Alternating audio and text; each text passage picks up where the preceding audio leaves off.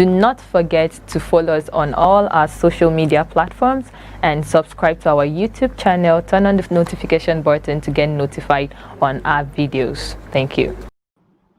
Good morning, everyone. How was your weekend? You're welcome to News Updates on Aspheric TV. I am Dayo Olujuwon. The news. Trump admits Joe Biden's victory in the U.S. election. Biden was declared the winner of the election last week and currently leads the incumbent with 306 voters against Trump's 232 in the state-by-state electoral college. United States President Donald Trump has stated that Democrat Joe Biden won the 2020 presidential election because the election was rigged. He refused to concede defeat, insisting that the election was characterized by email voting fraud. In a post on Twitter on Sunday, Donald Trump admitted that the former vice president won a rigged election. He wrote, "He won because the election was rigged. No votes, watchers, or observers allowed. Votes tabulated by the radical left privately owned company, Dominion, with a bad reputation and born equipment that couldn't even qualify for Texas, which I won by a lot. The fake and silent media and more." Despite Trump's stand, US intelligence officials declared that the election was the most secure in America history. "I think there is nothing wrong with social media bills," says Ndume. Chairman of the Senate Committee on Army, Ali Ndume, says he sees nothing wrong with the proposed social media bill. The Protection from Internet Falsehood and Manipulations Bill, also known as the Social Media Bill, was proposed by Mr. Muhammad Sani Musa, who says its aim is to curb the spread of false news. The bill, which has passed its second reading at the Senate, has been a topic of great debate, as many believe that the bill is aimed at gagging the press and infringing on the expression rights of individuals. Senator Ndume, however, disagrees with this view. He said on Channels Television Sunday Politics that he feels there is nothing wrong in having social media bill. Ndume, who stated clearly that he is not saying freedom of speech should be muzzled, noted, however, that people should be held responsible for what they say or do. The lawmaker was of the opinion that there should be a kind of law that controls or guards the way you express yourself on social media, adding that anything in this world that has no control can be disastrous. Bakare condemns clampdown on protester, asks for reversal of frozen accounts. The seven overseer of the Citadel Global Community Church, CGCC, Pastor Tunde Bakare, has condemned the clampdown on NSAS protesters, noting that the older generation cannot afford to keep sinful silence over the incident.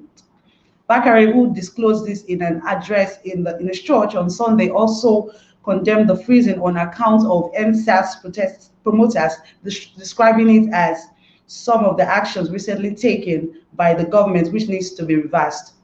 Bakare adds that although he accepts that under the country's extant laws, banks may freeze an account upon ex parte order granted to a law enforcement agency by a court of competent jurisdiction for the purpose of the investigation. But this law should not be used to intimidate Nigerian youth simply because they engage in and promoted protests against the inactions of government. He said, targeting and arresting citizens on trumped-up charge, deploying court probes as a tool of intimidation and generally eroding our fragile peace are deeply worrisome signs of regression. Speaking concerning the shooting of protesters, Bakare, who is also the convener, Serve Nigeria Group, SNG, lamented that this is painful.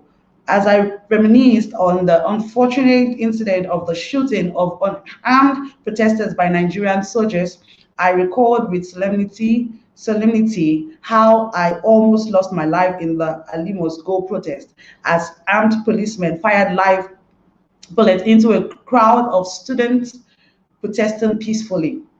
It is painful that the younger generation has had to face the same beast who fought in my generation.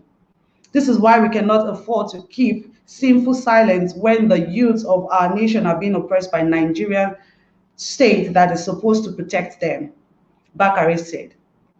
He, however, commended the federal government for taking some actions like the disbandment of SAS, setting up a panel of inquiry with youth representatives, and the launch of 75 billion naira Nigerian Youth Investment Fund (NYIF). Bakare urged the federal government to reverse the decision of freezing the account of NSAS campaigners. Fayose, if Obasanjo, Jonathan, Buhari can be president, why can't I?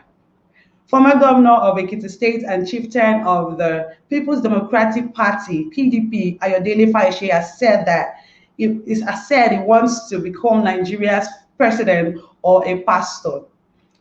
Appearing on a live program aired on People's FM and Ado Ekiti-based radio station on Saturday night, Fayose said he was qualified to become Nigeria's president if people like Obasanjo, Goodluck Jonathan, and Muhammad Buhari could be so graced to be presidents. Lekki shooting. Nigerian Army reveals who ordered soldiers' deployment. Brigadier General Ahmed Taiwo, the commander of 81 Military Intelligence Brigade, Victoria Island, Lagos, has said the Chief of Army Staff, Lieutenant General Toko Buratia, ordered the deployment of soldiers that were accused of shooting NSAS protesters in Lekki. He stated this on Saturday while testifying at the Lagos State Judicial Panel of Inquiry probing the shooting of NSAS protesters by soldiers at the Lekki toll gate on the 9th of October 2020. Lekki shooting. Sanwo-Olu didn't inform us of change in curfew time, says Nigerian Army. Brigadier General Ahmed Taiwo, the commander of 81 Military Intelligence Brigade, Victoria Island, Lagos, has said the Nigerian Army was unaware of the change in curfew time by Governor Babajide Sanwo-Olu.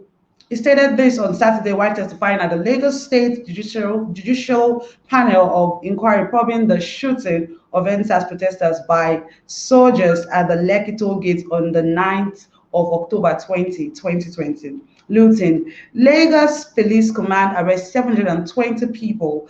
The Lagos State Police Command has confirmed the arrest of 720 people in possession of various items, including local firearms and ammunition, cannabis, and a drug suspected to be cocaine. A statement issued by the Lagos State Police spokesman SP Olumuyiwa Adejobi said the arrests were made during a raid on Sunday morning in some areas suspected to be the hideout of criminals in 14 areas in the states. Former Liverpool and Barcelona midfielder Javier Mascherano, 36, announces his retirement from football. The most capped player in Argentina's history, who also made a controversial move to West Ham in 2006, has been playing for Estudiantes in his native country. Mascherano, the most capped player in Argentina's history, made the announcement in a press conference at his current club, Estudiantes. Mascherano said, "I want to announce that today I am retiring from soccer professionally. I want to thank this club that gave me the opportunity to finish my career in Argentina." And that's the news. On news updates. Thank you for staying with me. Thank you for joining me. See you tomorrow. I remain Dayo Olujiwon. Don't forget to subscribe to our YouTube channel and follow us on all our social media handles. Thank you so much.